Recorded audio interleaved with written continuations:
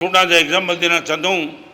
लेने के लिए प्लीज शॉर्ट टाइम ये लेने के लिए तुम सोचेंगे तुम्हारी हालत बिगड़ जाएगी। 2000 की साल में कच्छ में भूकंप आया, पाकिस्तान की बॉर्डर तक में गया था और कुमार पारवीसा वो टाइम भूकंप में सेवा करने के लिए थे। आप रास्ते में मिले गुरुदेव, भुज के बाजू के गांव में पूरा मकान गिर गया था, एक आदमी बचा था और पुलिस के जवान को दी गई थी सुरक्षा। एक बहू, मालूम है ना वो दिन कौन सा था? 26 जनवरी, मालूम है ना? शादी का दिन था, कई जगह शादी थी, लोग निकलने के लिए तैयार हो चुके थे और वो बहू जिसके शरीर पे पूरे गहने थे वो दब गई थी। बहू की डेड बॉडी को निकाला और ससुर ने वो डेड बॉडी को देखा, आंख में आंसू थे और लश्कर के जवान ने ससुर को कहा कि आप रो रहे हो, मैं समझता हूं, मगर we are helpless, we can't do anything. आपकी इस बहू को हम ले जा रहे हैं, आप इनके शरीर पे गहने वो उतार लो। ससुर ने ना बोला, ये गहना मैं नहीं लेना चाहता हूं, आपको ठीक लगे वो व्यवस्था कर दो। हम लश्कर के जवान हैं, हम ये टच भी नहीं करते। हमारी एक मोनोपोलिया प्रिंसिपल, वी कांट टच। मगर आपको लेने में दिक्कत क्या है? नहीं, जला देंगे तो आपके हाथ में कुछ नहीं आएगा, किसी के हाथ में, कम से कम आप इनके ससुर पिताजी हो, ले लो। आंख में आंसू के साथ बोल दिया, ना बोल दिया ना, अब ले जाओ, डेड बॉडी गहने के साथ ले जाओ। For what? आज तक हमने कितने लोगों की डेड बॉडी निकाली, आज तक हमने कभी किसी ने ये तो नहीं कहा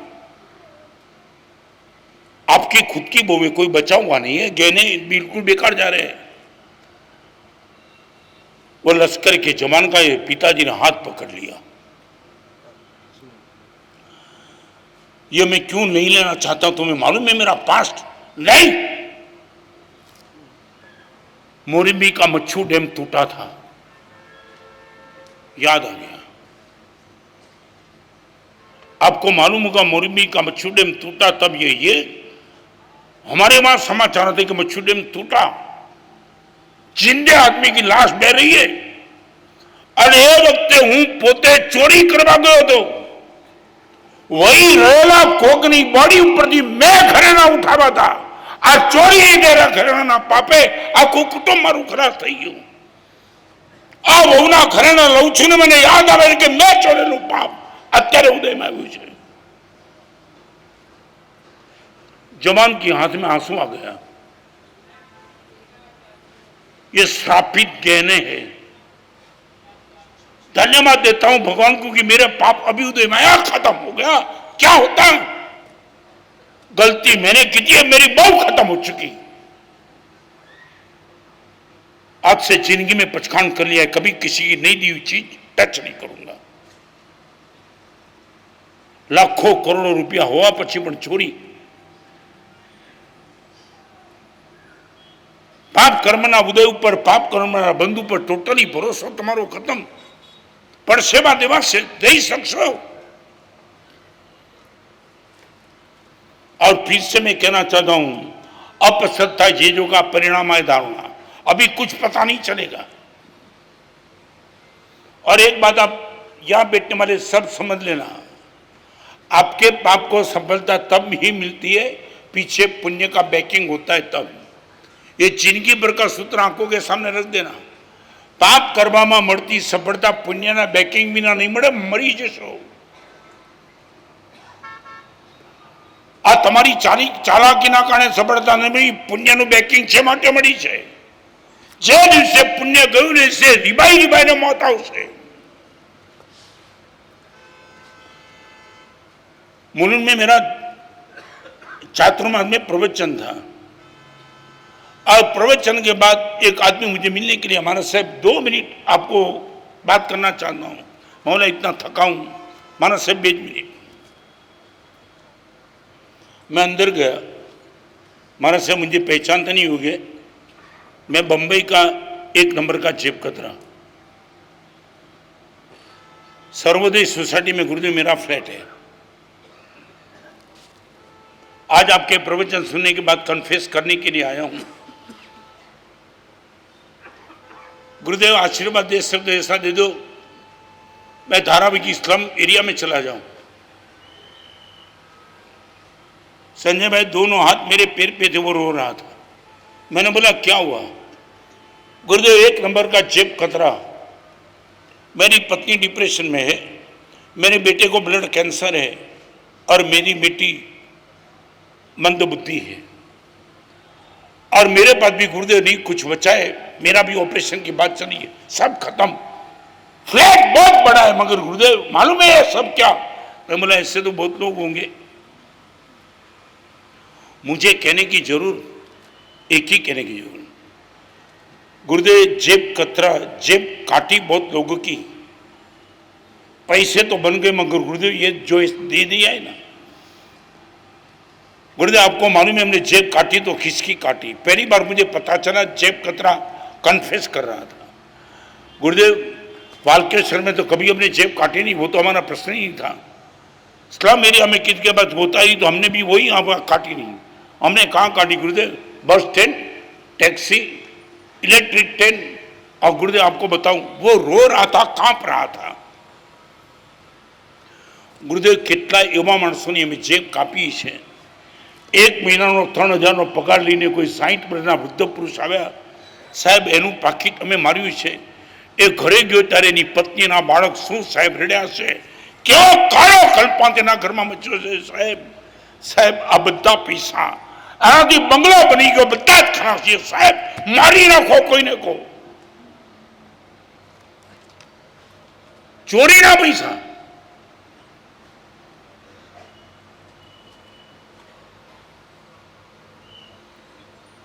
हर चीज तुमने हल्केपन से ले ली क्या?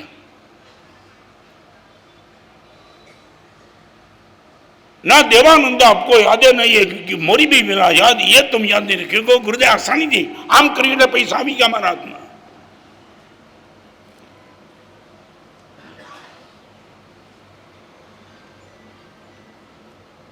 आपको मालूम नहीं है,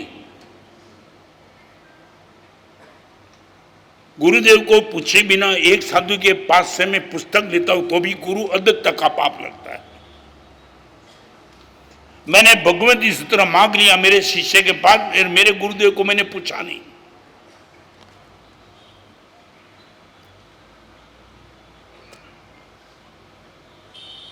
बजरंग सुरीश्वर जी महाराज बापजी मां के समुदाय के विद्याशाला में मैं आपके पास बैठा था। क्या कमाल कमाल, ऐसा लगता है कि ये आदर्श हमको भी देखे गए। नाम शायद मेघसूरी महाराज शायद, बराबर। और आपने मुझे बता दिया मेघसूरी मां के पास मेरा दिन चलता था। और एक दिन पाठ लेने के लिए गया तो जो पाठ चलता था ना वो पाठ मुझे इजी लगा, माने मैं पढ़ते चला। मेघसूरी ने पूछा भद्रंकर रोज तो ये पाठ इतना आसानी से चलता नहीं है, आज इतना जल्दी कैसे बोलते हो तुम? गुरुदेव आज ये मुझे पाठ लेना था, मुझे पता था ना, इसलिए कल मैंने पाठ पहले से देख लिया। किसको पूछ के?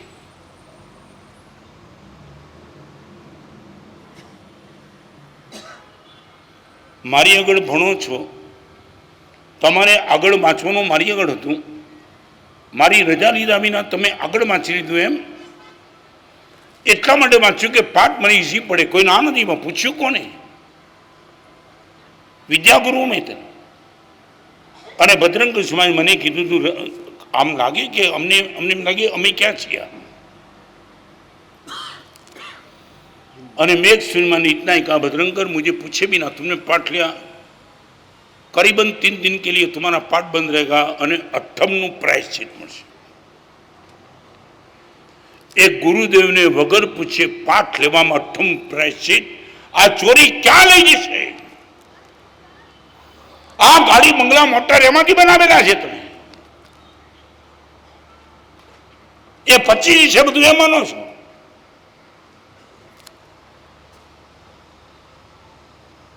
આગળ જોઈ લઈશું. નહીં જોવાય કહું છું, નહીં જોવાય.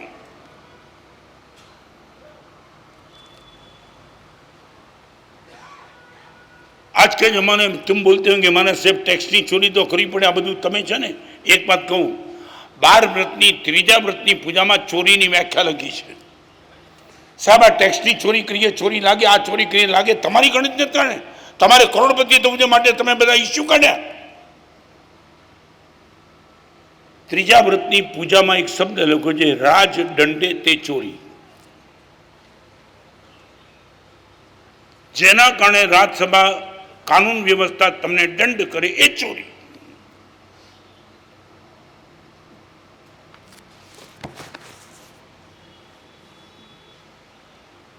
બધાને હું રોકી નથી શકતો, પણ તમને ગંભીરતાથી કહું, બહુ ટૂંકા રસ્તે ચોરી કરીને ભેગું કરવાની આ હાલતને રોકી દેજો અત્યારથી. આ પુણ્ય કર્મ ઉદયમાં છે ત્યાં સુધી. અને કહું,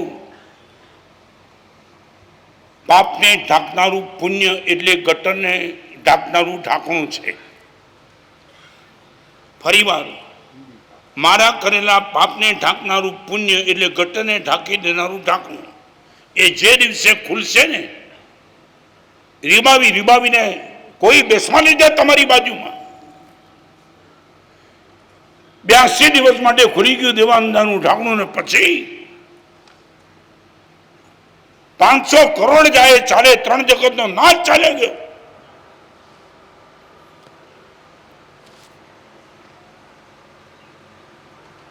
અને એક વાત તો કહી દઉં, ધર્મ કર્મ